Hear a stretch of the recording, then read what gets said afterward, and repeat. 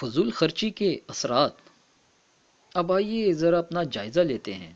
وہ ملک جس کو ہم نے اتنی قربانیوں کے بعد حاصل کیا تھا، اس کی آج فضول خرچیوں کی وجہ سے یہ حالت ہے کہ ہم غلام بن چکے ہیں۔ افسوس کی بات یہ ہے کہ اخبارات میں خوشخبری کے طور پر یہ خبر دی جاتی ہے کہ آج اتنے ڈالر کی منظوری ہو گئی۔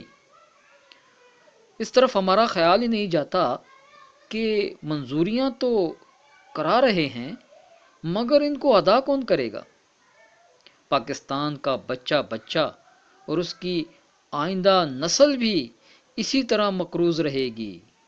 پھر اس قرضے پر سود الگ لگتا ہے جو کہ اسلام میں قطعی حرام ہے۔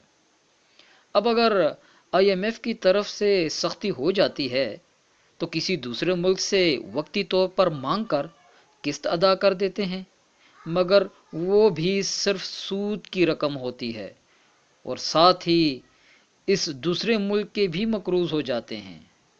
آج کل جو حالات پیش آ رہے ہیں ان کی وجہ دیکھیں تو جڑ فضول خرچی ہی نظر آئے گی۔ یہ فضول خرچی صرف حکمرانوں میں ہی نہیں، عوام میں بھی ہے۔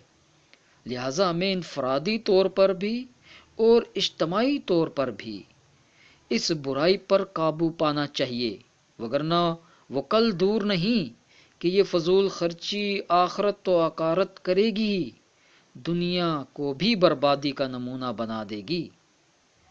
اس فضول خرچی میں ماں باپ کی تربیت کا بھی بہت بڑا حصہ ہے۔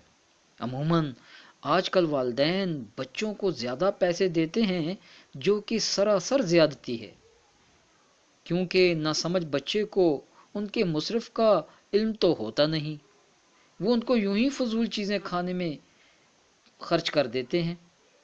پھر بچپن سے ہی جیسی عادت پڑتی ہے بڑے ہو کر وہی پختہ ہو جاتی ہے۔ والدین کو چاہیے کہ نابالغ اولاد کی ضرورتوں کو زیادہ سے زیادہ خود پورا کرنے کی کوشش کریں اور ان کے ہاتھ میں کبھی زیادہ پیسے نہ دیں، اس سے عادت بگڑتی ہے۔ اسی طرح چھوٹی چھوٹی اور ضروری باتوں پر والدین توجہ نہیں کرتے اور بچہ سمجھ کر چھوڑ دیتے ہیں اور یہ کہتے ہیں کہ بڑا ہو کر سنور جائے گا۔ جب ابھی سے ہی تربیت درست نہ ہوگی تو پھر کیسے سنورے گا؟